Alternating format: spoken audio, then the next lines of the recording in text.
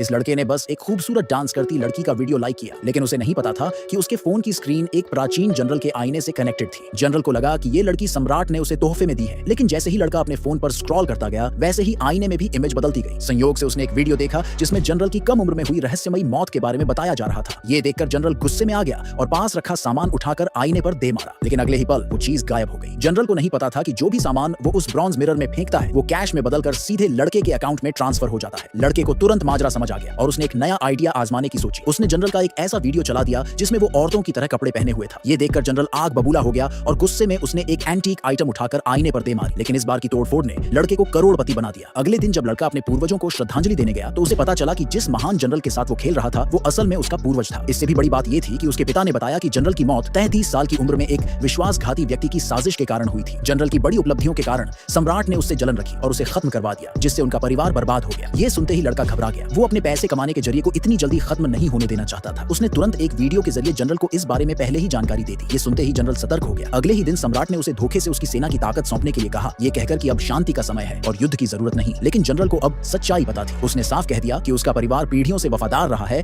और उसके हाथों में आई हुई सैन्य शक्ति को यूं ही खत्म नहीं किया जा सकता। सम्राट को जनरल की ताकत का अंदाजा था, इसलिए वो उस पर ज्यादा सख्ती नहीं कर सकता था। इसी वजह से उसने जनरल को खुश करने के लिए 10,000 सोने की तीलियां और 4 खूबसूरत लड़कियां इनाम में भेज दी, ताकि सेना में संतुलन बना रहे। जनरल समझ गया कि अगर उसे उस लड़के की चेतावनी नहीं मिलती तो आज उसकी मौत पक्की थी। एहसान चुकाने के लिए उसने सम्राट से मिले सारे इनाम उस लड़के को भिजवा दिए। लड़के ने पहले ही एंटीक चीजों को बेचकर काफी पैसा कमा लिया था, जिससे उसने अपने माता पिता को एक शानदार विला में शिफ्ट कर दिया। वो अपने नए लाइफस्टाइल का मजा ले ही रहा था कि तभी 4 सुंदरियां उसके घर आ गईं। उन्हें देखकर लड़का खुश तो बहुत हुआ, लेकिन इससे पहले कि वो एंजॉय कर पाता उसे उनसे एक चौंकाने वाली खबर मिली। जनरल ने न सिर्फ अपनी सैन्य ताकत बचा ली थी, बल्कि सम्राट को एक तरह से धमकी भी दे दी थी। लड़का समझ गया कि अगर वो अपने पैसे कमाने के जरिए को बचाना चाहता है तो उसे कुछ और करना पड़ेगा। उसने फिर से इतिहास की किताबें पढ़नी शुरू की और पता लगाया कि 10 दिन बाद सम्राट जनरल की हत्या करवाने वाला था और उसके पूरे परिवार का सफाया करने वाला था। इस तबाही को रोकने के लिए लड़के ने तुरंत जनरल को मैसेज भेजा कि सम्राट उसे मारने के लिए एक खास रखेल भेजने वाला है जो उसे जहर देने की कोशिश करेगी। साथ ही लड़के ने उन 4 सुंदरियों से आधुनिक हथियार बनाने की प्रक्रिया लिखवाई